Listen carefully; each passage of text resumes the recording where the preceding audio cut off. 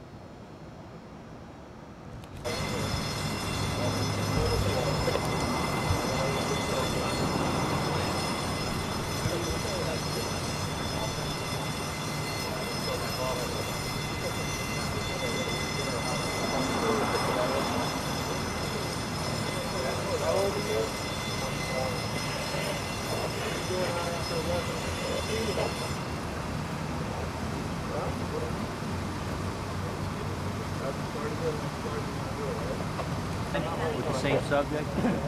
Yeah. 3 times this week. 3 times this week? This week. 3 Same days in a business. row?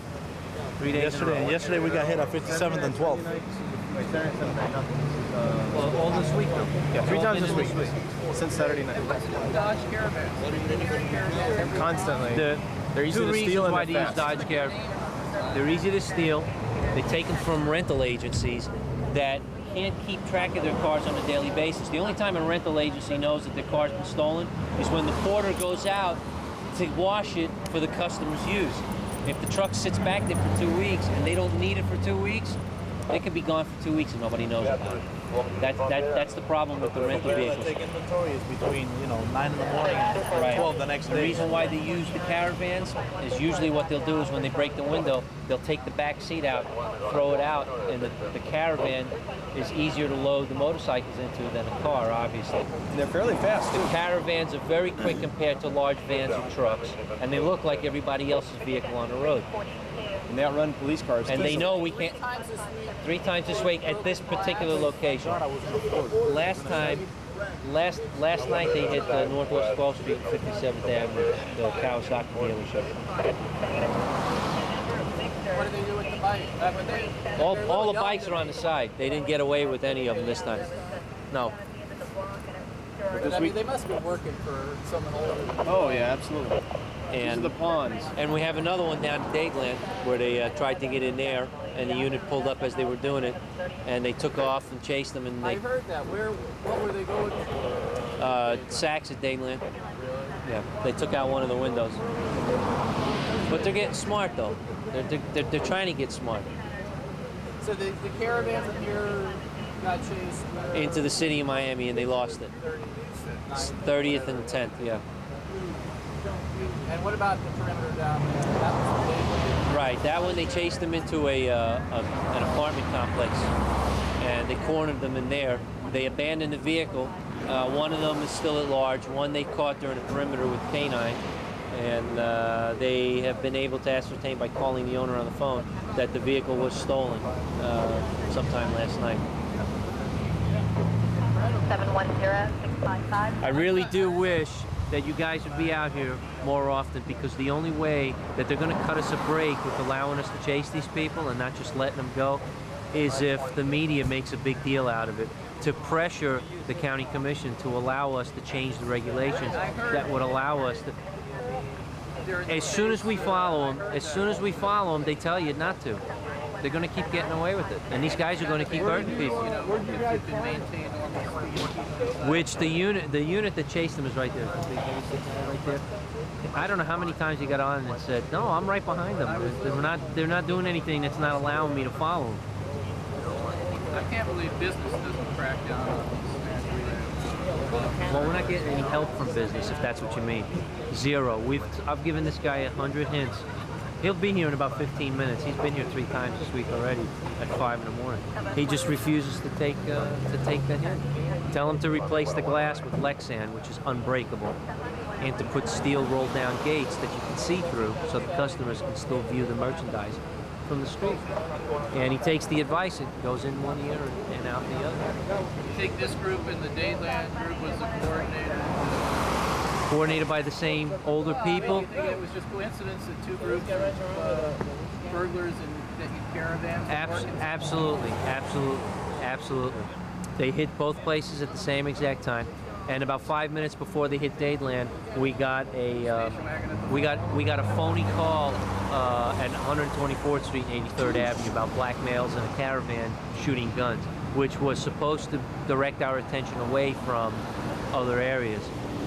And it didn't work because we didn't send anybody down here. They're getting very good at this. I personally... Well, the last time they hit here, they used ski masks, because the reason why we were able to arrest them on one of the capers was that the security guard identified all 7 of them, 7 out of the 8. So the last time they hit here was with ski masks, because they figured, well, we know the security guard's here. We use the ski mask, and he sees us, and we get caught later on in the city of Miami, he won't be able to identify us. So now they're using ski masks. But they always leave fingerprints, so we're hoping to, next time they'll use rubber gloves. I don't know what we'll do next.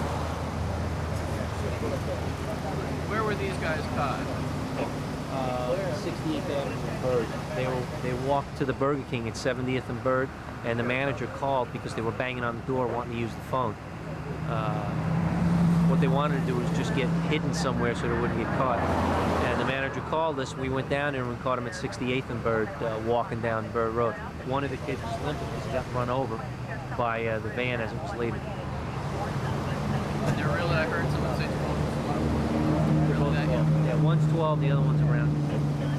Are they known to the cops? That we won't know until we think. Numerous sets of things. Just incredible. 12-year-old. I don't know what to tell you. I just wish you guys, this is one time in 13 years that I wish you guys would ride with us more often. The stations may express some interest in the ride. This week, I mean, and it's going to keep on. It's going to keep on going. It really is. I mean, I realize you guys not using the